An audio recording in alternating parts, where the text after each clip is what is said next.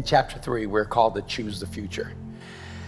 It's kind of a strange choice to make, because if you think about it, we're going to the future no matter what. In fact, whether you choose the future or not, the future is choosing you.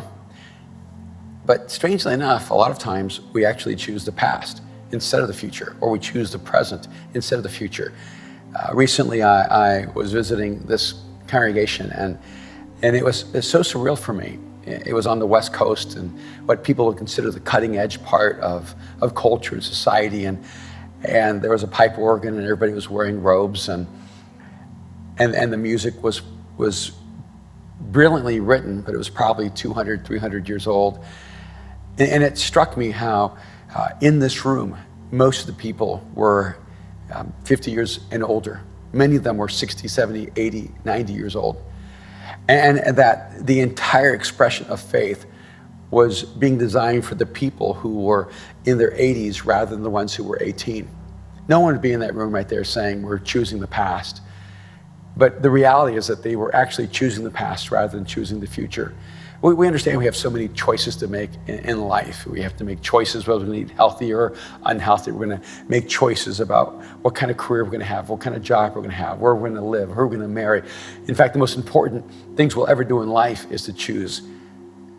In fact, the most spiritual activity you will ever engage in is to choose. Sometimes we might say, no, it's more spiritual to pray, or more spiritual to read the scriptures, or more spiritual to be in church. But the reality is that you have to choose first to pray. You have to choose first to dive into the scripture. You have to choose to be in community. That all those things are the end result of the choices you've made. But there's a bigger choice that has to be made. You have to choose the future.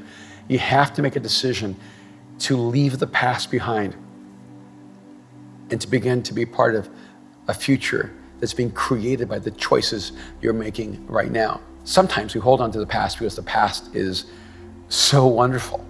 I mean, isn't it hard to move on when you've had the best experiences in your life? I think sometimes we hold on to the past because that's where we met God. We remember the music we were listening to when we met God. We remember the environment we were in. We remember how the world felt. And we try to hold on to that world as if God was still living in the past. Though God met you in the past, that's not where he's going to meet you tomorrow. The only place God's going to meet you tomorrow is in the future. Sometimes we hold on to the past, not because it was so wonderful and that memory holds us. Sometimes we hold on to the past because it was so painful. And it's not really us holding on to the past. It's almost as if the past is holding on to us. We hold on because of bitterness. We hold on because of hurt. We hold on because of discouragement, because of fear. Sometimes what happens is the past leaves us so wounded that we're terrified, that we're afraid of the future. We're convinced that there is no future because of what we experienced in the past. But here's the great danger. Your future is not supposed to be simply an extension of your past. That if you don't let go of your past and break free of the past, your future will be your past. And so you'll be living a life of regret rather than a life of hope. You have to choose the future. It doesn't simply happen by accident. The future is coming, whether you like it or not.